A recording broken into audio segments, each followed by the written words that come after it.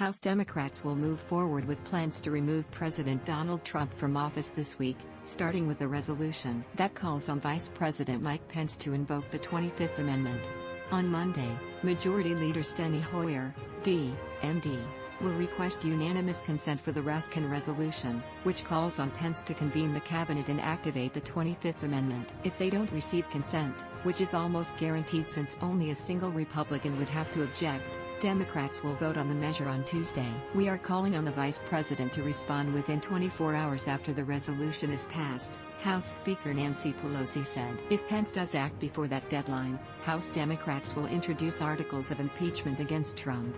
Federal authorities are expected to continue investigations Monday following a deadly insurrection at the U.S. Capitol last week. At least 58 people have been arrested and charged for incidents in or near the Capitol, including 2 men accused of carrying plastic restraints and others who allegedly carried weapons or stole from the building. The Justice Department has filed more than 55 criminal cases related to the riot that left 5 dead. Among the charges, carrying a loaded handgun and Molotov cocktails and making a threat against House Speaker Nancy Pelosi. We are far from done. The rioting and destruction we saw will not be tolerated by the FBI. We will continue to investigate all allegations of criminal activity, said Stephen D'Antuono, Assistant Director of the FBI's Washington office. Despite initial concerns the game would be postponed due to COVID-19 issues, Alabama and Ohio State will play for college football's national championship on Monday night, a matchup of 2 juggernauts with deep roots in the fabric of the sport and coast appeal.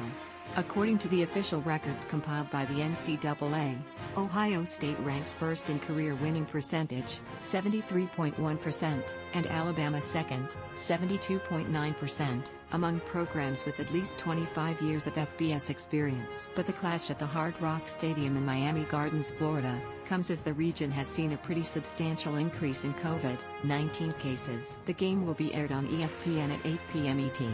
The nation's third largest school district, Chicago Public Schools, will welcome some students to classrooms Monday for the first time since March.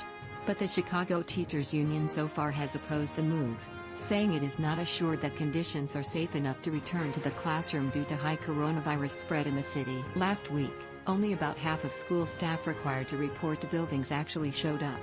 Negotiations between the school district and the union are scheduled to resume Wednesday. The U.S. has more than 22 million confirmed coronavirus cases and 371,600 deaths, according to Johns Hopkins University data. Globally, there are more than 89.3 million cases and 1.92 million deaths.